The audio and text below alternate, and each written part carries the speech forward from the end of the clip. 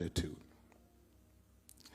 I can follow the instructions of the psalmist and say, go up and testify and give thanks unto the name of the Lord. A few weeks ago, while in the hospital, the cardiologist met with my wife and me and explained his treatment plan to diagnose the cause of 3 days of chest pains.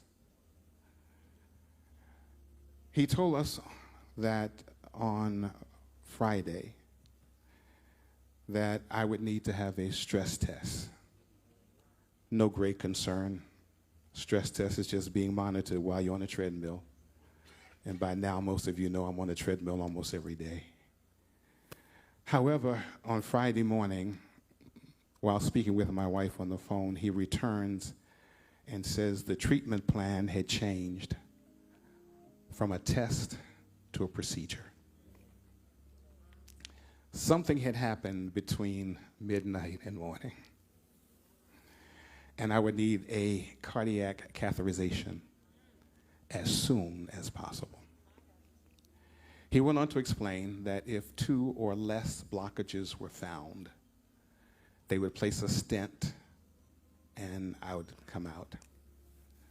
If 3 or more were found, it would be a different story. Now, remember I said my wife was on the phone? I think she's Flash Gordon, because before they could prep me for surgery, she was there. The procedure was successful.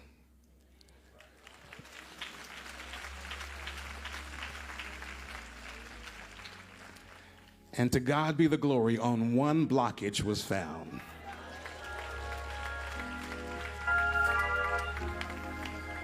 The stent was placed. The next day, after a normal echocardiogram, I was discharged.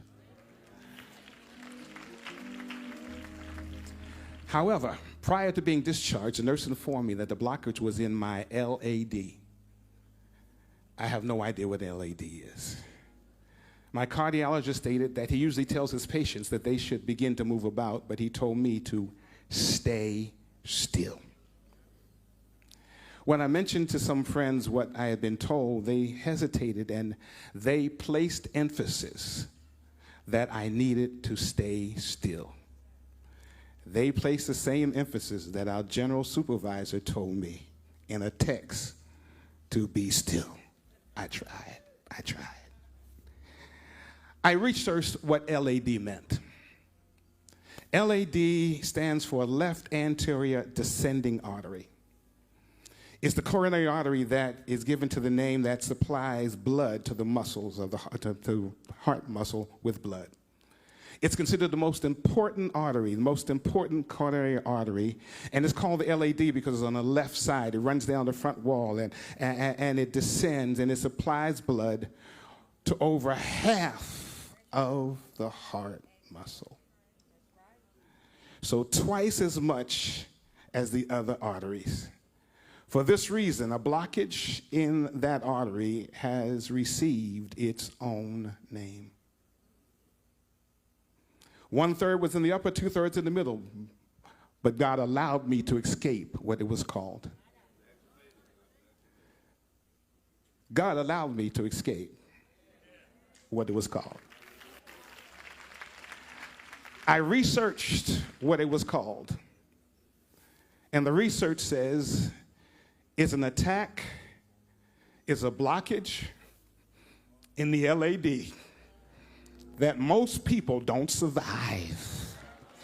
But I'm standing here to tell you today that I'm here by the grace of God, and I've come to join you in thanking God. I thank God that my wife is not a widow. I thank God that my daughter is not fatherless. I thank God that my family and friends are not grieving. I thank God that my church still has a pastor and my pulpit is not vacant. The jurisdiction still has a leader and my seat is not empty. So I stand here today to thank God with you.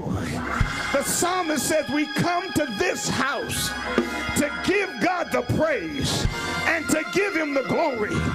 There's one more thing that David said, and I want you to join with me this week.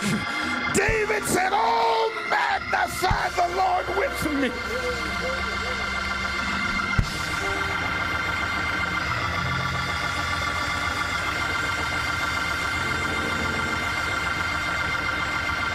Let us exalt his name together. Come on, put your hands together one more time for the goodness of the Lord.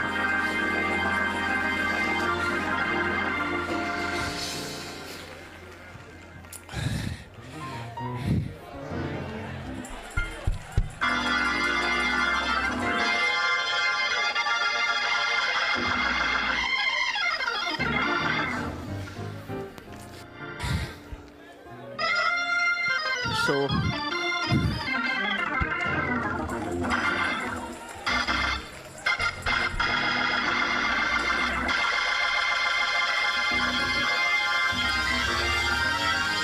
the Lord is good. I realized just now that I received a pat on my back, which I understand what that means.